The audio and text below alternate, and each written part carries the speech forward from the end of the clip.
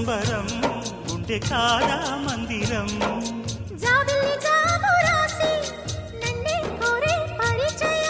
పున్నగ పూలు పూసే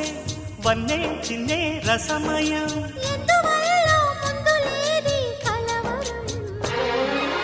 అది పడిన పెదవికేంటి అర్థం అడుగుతోంది